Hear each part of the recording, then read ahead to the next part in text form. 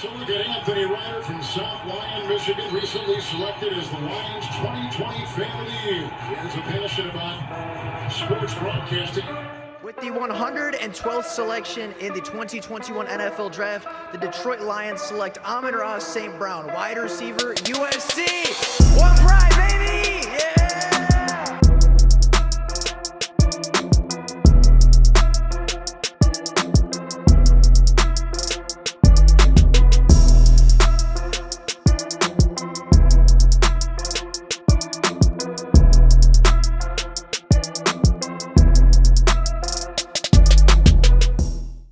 The Detroit Lions defense isn't very good. For the Detroit Lions being the 3 seed in the NFC, for them winning 12 games this year and having an overall record of 12-5, for them winning a wild card playoff game and advancing and hosting a divisional round playoff matchup, the Detroit Lions aren't very good on defense. And I think that the record, I think that the flash of this team, I think the excitement of that playoff win, and really the excitement over the last month or so of football has really kind of overshadowed the fact that under the hood of this team, and really on paper, this defense and this pass rush and secondary in particular really aren't that good.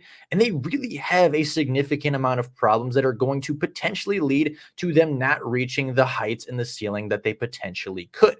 Now, if you want a couple examples of this, obviously, all you have to do is look at the last couple of games of football. Justin Jefferson went for 170 the first game in Minnesota. The week after that, CeeDee Lamb went for 200 and a touchdown in Dallas. The week after that, Justin Jefferson, for the second time in a row, went for 150 and a touchdown in Detroit. And then in the wild card game, the Detroit Lions allowed rookie fifth-round pick Puka Nacua, who's had a great season, of course, to go for 189 receiving yards and a touchdown through the air. They have allowed pretty much 4 straight career games to wide receiver ones, and this isn't a new thing. Keenan Allen has done it to the Detroit Lions. DJ Moore did it to the Detroit Lions. Heck, even Christian Watson had a great game versus the Detroit Lions in Thanksgiving. The secondary hasn't been good, as the Detroit Lions rank as the 27th pass defense in the NFL, and their pass rush hasn't been much better. They rank 24th in the NFL in sacks. They haven't really been able to get home, and even though they actually rank quite high in pressures among the NFL,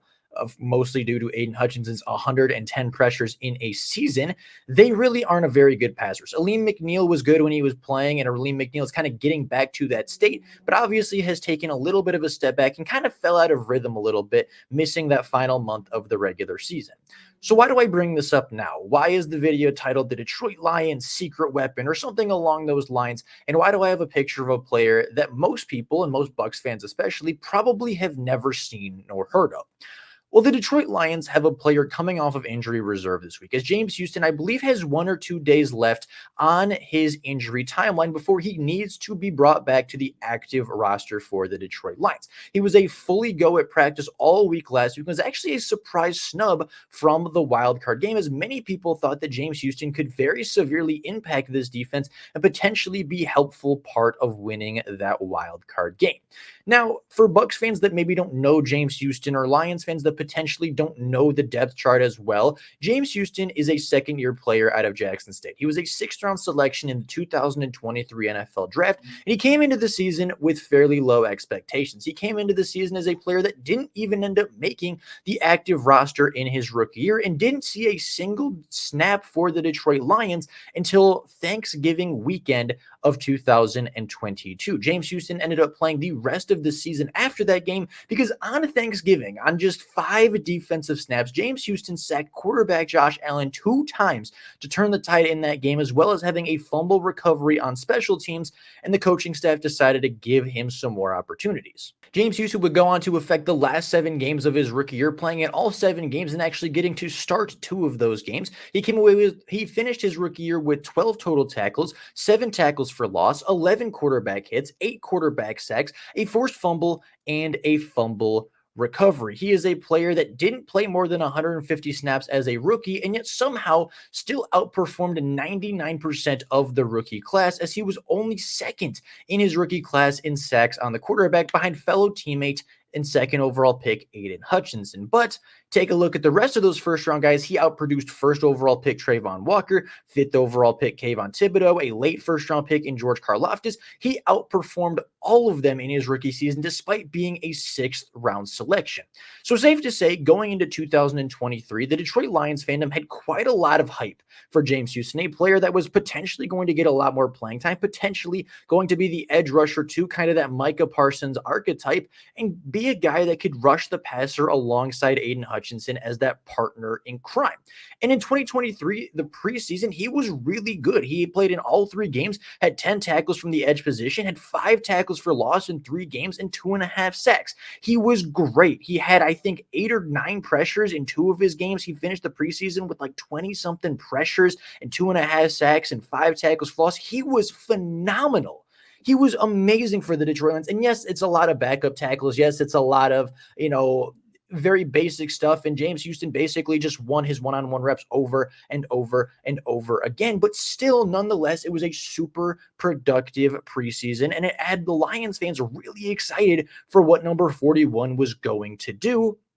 However, 2023 didn't quite live up to the hype, as James Houston ended up playing just 32 defensive snaps for the Detroit Lions and having just 1 pressure and 1 quarterback knockdown. That was in week 1, where he was around the ankles of Patrick Mahomes and forced an incompletion on a 3rd down. James Houston is a player that on those 32 snaps probably rushed the passer about 20 times and dropped into coverage a couple times more. He is a guy that the Lions like as an athletic outside linebacker type. He's a guy that they do tend to drop into coverage sometimes, or bring on a blitz or come off the edge. He's a guy that is used pretty versatilely for this defense. He does a lot of different things well for this defense, and we saw it really come alive last year in the week 17 game, or in the week 16 game, where they faced off against Chicago, and he had 3 sacks, 2 from being just a hand in the dirt edge rusher, and 1 from being an off-ball linebacker stepping up to make a play. He had 3 sacks in that game. He had a forced fumble in that game. It was his coming out party, and he looked like an elite pass rusher to go alongside the number 2 overall pick. But again, 2023 didn't quite go according to plan. James Houston ended up fracturing his leg in week 2 on a special teams rep and hasn't played a snap since. So why do I think that this player that hasn't really had a sack since his rookie season, a player that played just 32 snaps in the 2023 season, is going to be such an impact player for the Detroit Lions? Because going back to last year and really going through James Houston's entire NFL career, he has been a behind-the-scenes player. He has been a guy that not a lot of people are going to know about. I would guess that if you are a Bucs fan on this video, you probably don't know very much about James Houston. But going back to his rookie season, having 8 sacks and 140 total snaps, not pass rushing snaps, mind you, just total snaps. Those include run stops, those include pass coverage snaps, all of those things. James Houston played 140 snaps, came up with 8 sacks, was the second most productive edge rusher from the 2022 rookie class. And even going through the preseason, and even looking at his game versus Seattle, even looking at his game versus Kansas City this year, the 2 games that he actually ended up playing in and impacting, I thought James Houston was actually quite good. I thought he was very heavily underutilized. I thought he was dropped into coverage a lot more than he should have. But on the actual pass rushing reps, I thought James Houston was really good. James Houston caused a couple of pressures. I believe had 1 or 2 pressures in just 2 games in just 30 snaps. He had 1 quarterback knockdown. Again, that was when he was around the legs of Patrick Mahomes, the only player, I believe, to record a hit on Patrick Mahomes and really get to Mahomes with the ball in his hand. And he was great. He was phenomenal. So I hope that when he does come back, because I do believe he will come back this year, I do believe that he will return for this playoff game because he has been fully healthy. And I think when he's on the field, the Lions pass rush is significantly better. And I think he can be the complement. Not that I think he's going to necessarily fix the pass rush. I don't think the Lions are going to go out there and get 4 or 5 sacks on Baker Mayfield. But I do think James Houston could come in and take some pressure off of Aleem McNeil, take some pressure off of Aiden Hutchinson, potentially get a sack or 2 of his own, and impact the game on potentially even 15 to 20 total snaps. So with that being said, I think James Houston has the potential to really open up this game for the Detroit Lions. Not that I think the secondary is necessarily going to be great. I still very much expect Mike Evans to go for 100 yards. I very much still expect Baker Mayfield to throw for 300, but I think James Houston, if you pair him up with Aleem McNeil and Josh Paschal and Aiden Hutchinson, and you put those 4 on the field, potentially even John Kaminsky as a 5 bear front, I think you can really cause some damage on the Bucks offensive line. The Bucks have a really good offensive line against the wild card Eagles. They really didn't do great, allowed 4 sacks on Baker Mayfield. So I think the Lions can get home. I think if James Houston does play, and I think when James Houston is activated, he can be the secret weapon for the Detroit Lions, because there's not a single game where James Houston wasn't impactful. There's not a single game from the 7 he played his rookie season to the 2 he played this season to the 3 he played in the preseason this year. Every single game he was impactful as a pass rusher. Every single game he was close at the quarterback. Every single game he forced the ball out a little quicker. Every single game he took pressure off of Aiden Hutchinson, and the pass rush looked significantly better. Now, there's not a whole lot the Lions can do for their secondary at this point. There's not a whole lot the Detroit Lions can add to their DB room to help them out in the playoffs. It kind of is what it is at this point. Kendall Vilder and Cam Sutton are just going to have to hold it down and hopefully keep Mike Evans and the rest of the wide receivers out of the end zone. They're likely going to give up big plays, but that just kind of is how the Lions defense is. But I do believe that the pass rush can improve. And I do think that James Houston can come back and affect things positively for the Detroit Lions. The Lions might still give up 300 passing yards. They might still give up 150, 200 yards to Mike Evans. But if they can get those 2 to 3 sacks, if they can force those negative plays, if they can potentially force an error throw by Baker Mayfield due to the pressure, I think it's going to give them a great chance to win this game and potentially advance to the NFC Championship game.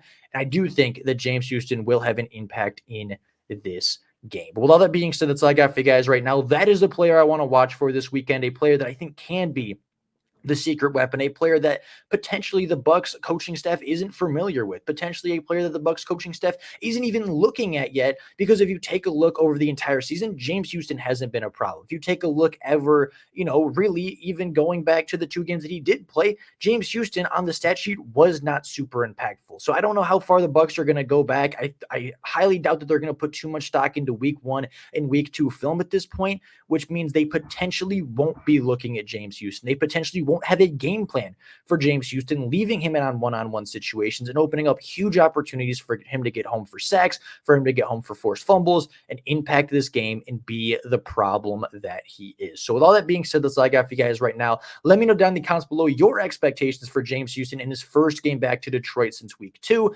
Very curious what you guys have to say. But with all of that being said, that's all I got for you guys right now. Thank you all so very much for watching. And until next time, and as always, go Lions.